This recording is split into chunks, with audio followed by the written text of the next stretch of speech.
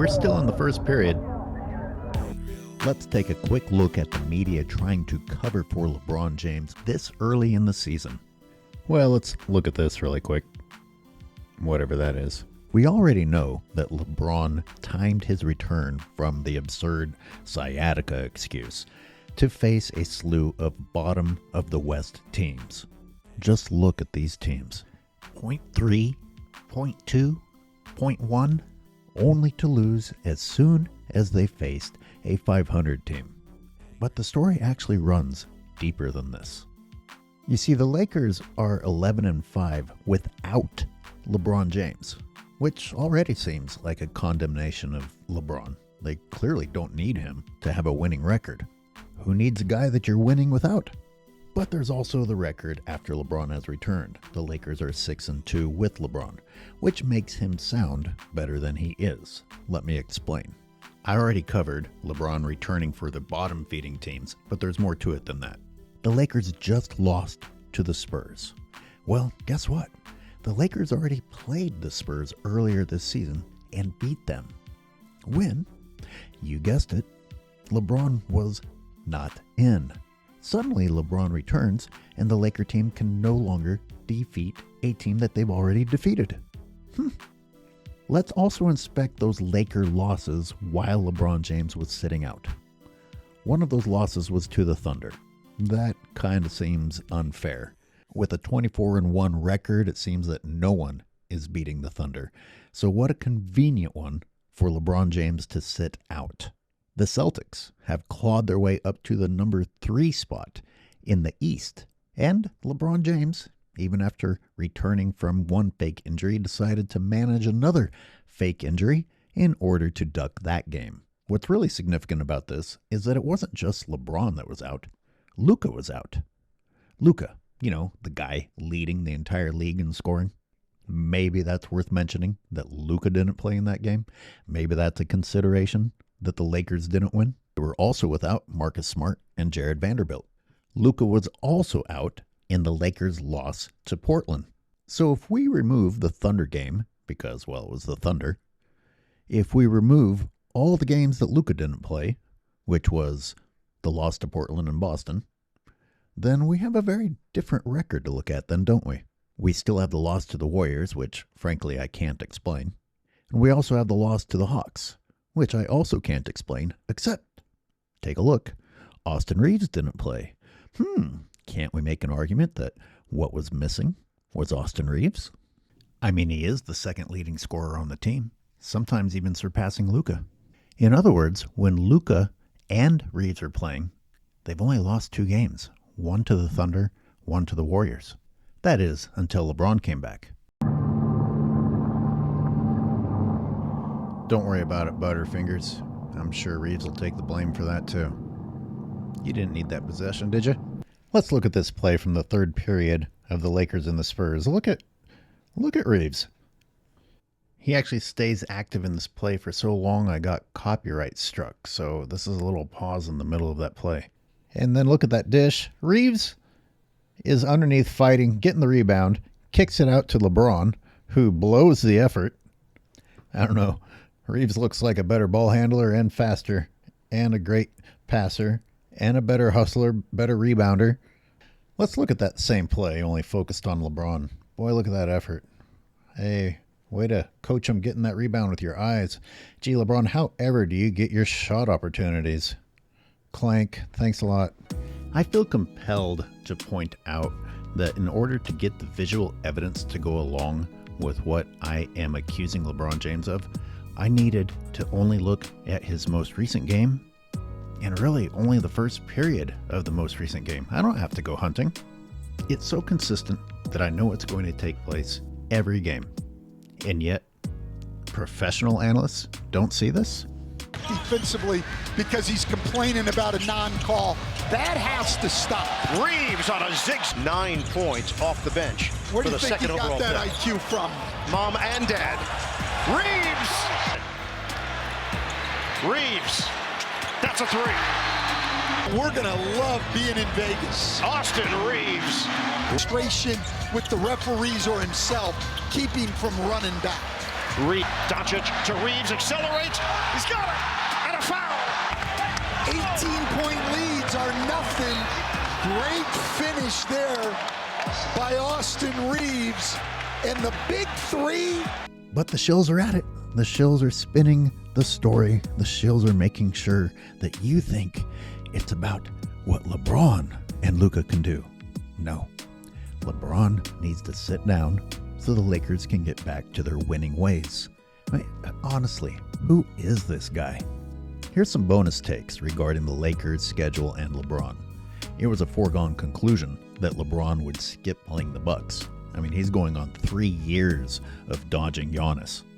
And as someone who edits the games, it's been hard not to notice how many nights off the Lakers have been getting. Because I'm sitting here thinking how long until the next game, and I have several days between each one. Consider that the Philly game was on a Sunday. The Lakers didn't play again until Wednesday, and aren't going to play again until Sunday, and then not until Thursday? Who needs to load manage with a schedule like that? Jordan played 20 back-to-backs as a 40-year-old. Can we get some form of integrity back in sports reporting? Because yes, I am a LeBron James critic, but these other guys ignore obvious things. How can you say that there's a glaring weakness in the Lakers and not include LeBron James in that?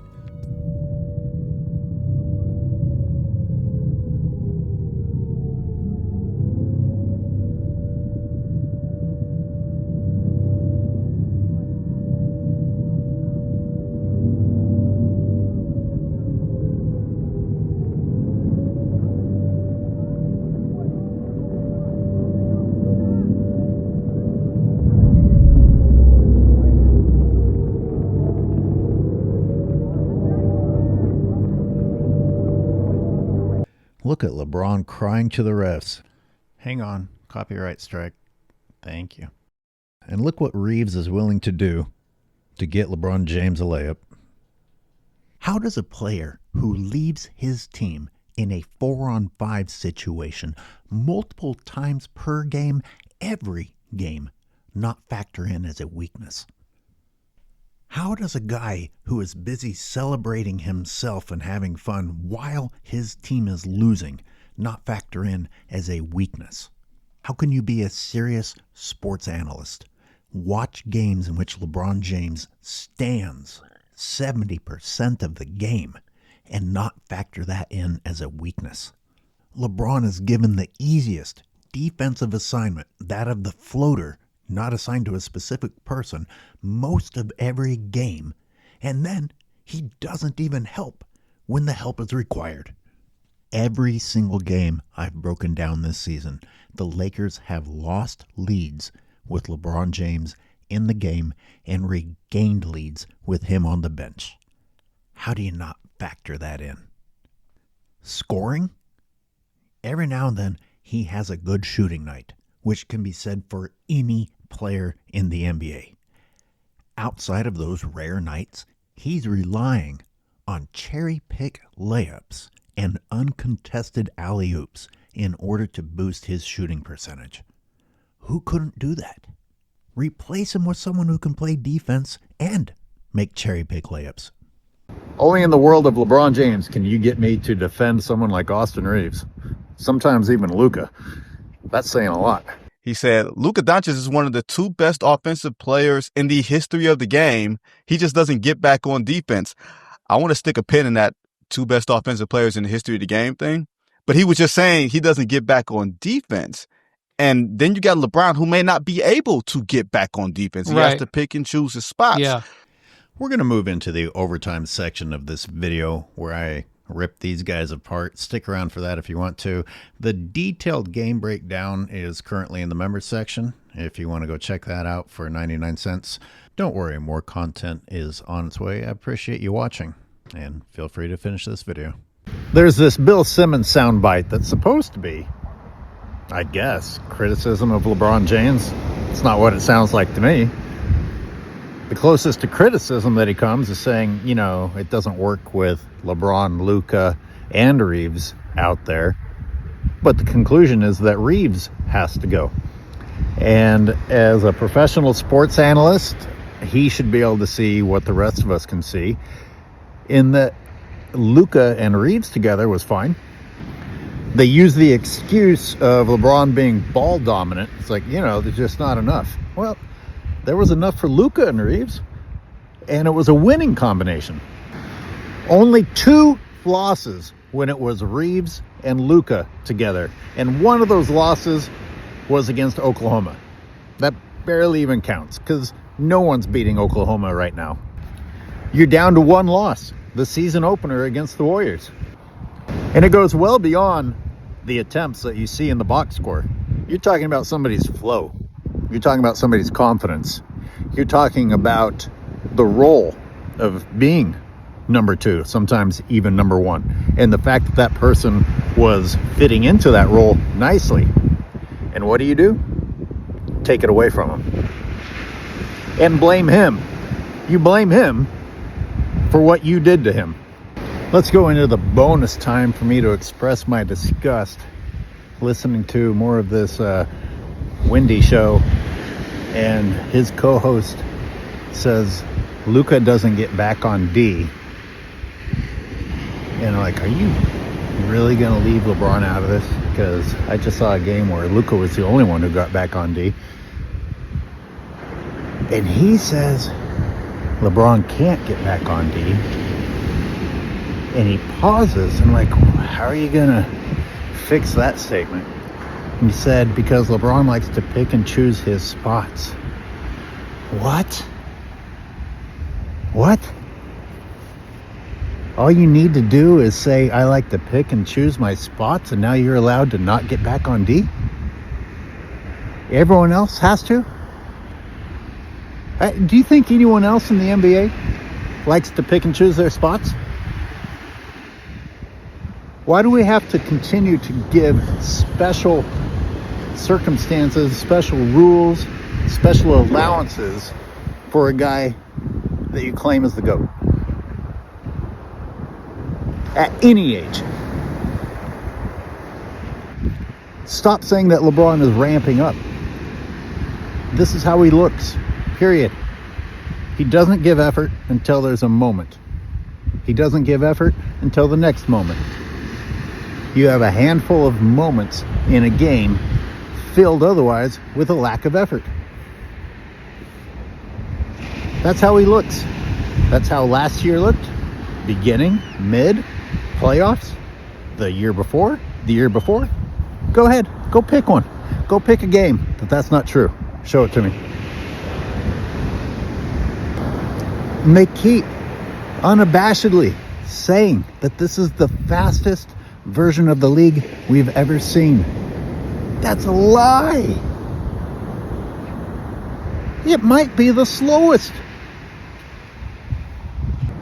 You would think that the Lakers getting Luka would have been more than enough help, already an unfair advantage. But there are actual talks to make this absurdity go ludicrous and get Giannis as well. Now, I wonder if LeBron will be afraid to be on the court with Giannis even when they're on the same team.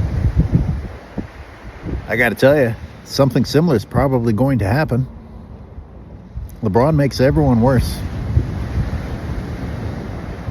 Now we're just going to see it happen to Giannis.